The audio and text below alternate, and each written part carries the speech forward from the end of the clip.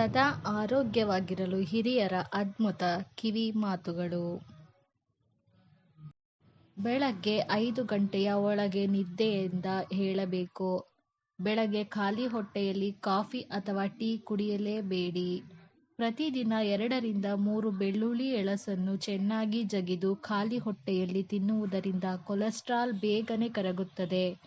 ನಿದ್ದೆಯಿಂದ ಎದ್ದ ತಕ್ಷಣ 1 ಲೋಟ ಉಗುರು ಬೆಚ್ಚಗೆ ನೀರಿಗೆ 1 ಚಮಚ ಜೇನುತುಪ್ಪ ಹಾಗೂ ಸ್ವಲ್ಪ ನಿಂಬೆರಸ ಸೇರಿಸಿ ಕುಡಿಯಬೇಕು.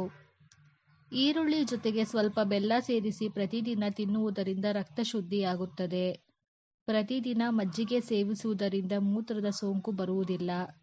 ಪ್ರತಿದಿನ ಖಾಲಿ ಹೊಟ್ಟೆಯಲ್ಲಿ 1-2 ತುಳಸಿ ಎಲೆಯನ್ನು ಪ್ರತಿದಿನ ಜಗಿದು ತಿನ್ನುವುದರಿಂದ ರೋಗನಿರೋಧಕ ಶಕ್ತಿಯು ಹೆಚ್ಚಿಸುತ್ತದೆ. ಕಾಯಿಲೆಗಳು ಹತ್ತಿರ ಸುಳಿಯುವುದಿಲ್ಲ. ಶುದ್ಧ ಹಸುವಿನ ತುಪ್ಪವನ್ನು 1-2 ಹನಿ ಮೂಗಿನ ಹೊಳ್ಳೆಗೆ ಆಗಾಗ ಹಾಕಿಕೊಳ್ಳುವುದರಿಂದ ಬಿಳಿ ಕೂದಲಿನ ಸಮಸ್ಯೆ ಸಣ್ಣ ವಯಸ್ಸಿನಲ್ಲೇ ಬರುವುದಿಲ್ಲ. 1-2 ಎಳನೀರು ಕುಡಿಯುವುದರಿಂದ ನಿಮ್ಮ ಚರ್ಮ ಫಳಫಳನೆ ಹೊಳೆಯುತ್ತದೆ. ಹೆಚ್ಚು ಹಸಿಮೆಣಸಿನಕಾಯಿ ಹಾಕಿದಂತಹ ಪದಾರ್ಥಗಳನ್ನು ತಿನ್ನಬಾರದು. ಇದರಿಂದ ಅಸಿಡಿಟಿ ಉಂಟಾಗುತ್ತದೆ. ಊಟದ ನಂತರ ಅಜ್ವಾನ ಕಾಳುಗಳನ್ನು ತಿನ್ನುವುದರಿಂದ ಆಹಾರ ಸುಲಭವಾಗಿ ಜೀರ್ಣವಾಗುತ್ತದೆ. ನೀವು ಸಣ್ಣಗೆ ನೀಳಕಾಯವನ್ನು ಹೊಂದಲು ಅನ್ನದ ಪ್ರಮಾಣವನ್ನು ಕಡಿಮೆ ಮಾಡಿ ಹೆಚ್ಚು ಸಲಾಡ್, ಹಸಿರು ತರಕಾರಿ, ಮೊಳಕೆಕಾಳು, ಹಣ್ಣುಗಳನ್ನು ಸೇವಿಸಿ. 1 ಸಣ್ಣ ತುಂಡು ಹಸಿ ಶುಂಠಿಯನ್ನು ಊಟದ ನಂತರ ಜಗಿದು ತಿನ್ನುವುದರಿಂದ ಅಸಿಡಿಟಿ ಉಂಟಾಗುವುದಿಲ್ಲ. ಫ್ರಿಜ್ನಿಂದ ಹೊರತೆಗೆದ ಆಹಾರ ಪದಾರ್ಥಗಳನ್ನು ತಕ್ಷಣ ತಿನ್ನಬೇಡಿ.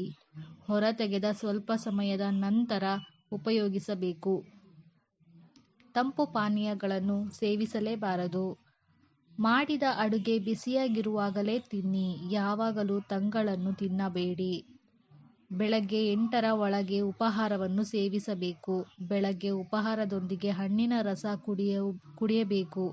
ಬೆಳಗಿನ ತಿಂಡಿಯ ನಂತರ ತಪ್ಪದೆ ಕೆಲಸ ಮಾಡಬೇಕು. ಇಲ್ಲವಾದರೆ ಬೊಜ್ಜು ಖಂಡಿತ ಬರುತ್ತದೆ. ಊಟ ಮಾಡುವ 48 ನಿಮಿಷಗಳ ಮೊದಲು ನೀರು ಕುಡಿಯಬೇಕು. ಕುಳಿತುಕೊಂಡು ಊಟ ಮಾಡಬೇಕು.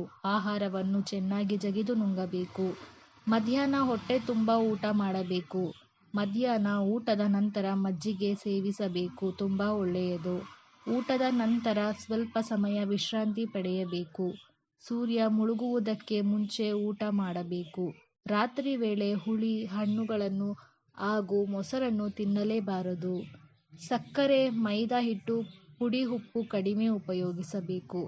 ಪ್ರತಿದಿನ ಮಲಗುವಾಗ 2 ತೊಟ್ಟು ಹರಳೆಣ್ಣೆಯನ್ನು ಹೊಕ್ಕಳಿಗೆ ಹಾಕಿಕೊಳ್ಳುವುದರಿಂದ ಹೊಟ್ಟೆ ಸಂಬಂಧಿ ಕಾಯಿಲೆಗಳು ಬಾಧಿಸುವುದಿಲ್ಲ. ಹಾಲಿಗೆ ಸ್ವಲ್ಪ ಅರಿಶಿಣ ಬೆರೆಸಿ ಕುಡಿದರೆ ತುಂಬ ಒಳ್ಳೆಯದು. ಊಟದ ಮಧ್ಯದಲ್ಲಿ ನೀರು ಕುಡಿಯಬಾರದು. ಸಣ್ಣ ಪುಟ್ಟ ತೊಂದರೆಗಳಿಗೆ ವೈದ್ಯರ ಬಳಿ ಓಡುವುದನ್ನು ನಿಲ್ಲಿಸಬೇಕು. ಸಣ್ಣ ಪುಟ್ಟ ಆರೋಗ್ಯ ಸಮಸ್ಯೆಗಳಿಗೆ ಮನೆಮದ್ದುಗಳನ್ನು ಸರಿಯಾಗಿ ತಿಳಿದು ಬಳಸಬೇಕು. ಇವತ್ತಿನ ಮಾಹಿತಿ ಇಷ್ಟ ಆದಲ್ಲಿ ದಯವಿಟ್ಟು ಲೈಕ್ ಮಾಡಿ, ಶೇರ್ ಮಾಡಿ. ಮತ್ತಷ್ಟು ಮಾಹಿತಿಗಳಿಗಾಗಿ ಸಬ್ಸ್ಕ್ರೈಬ್ ಮಾಡಿ. ವಿಡಿಯೋ ನೋಡಿದ್ದಕ್ಕಾಗಿ ಧನ್ಯವಾದಗಳು.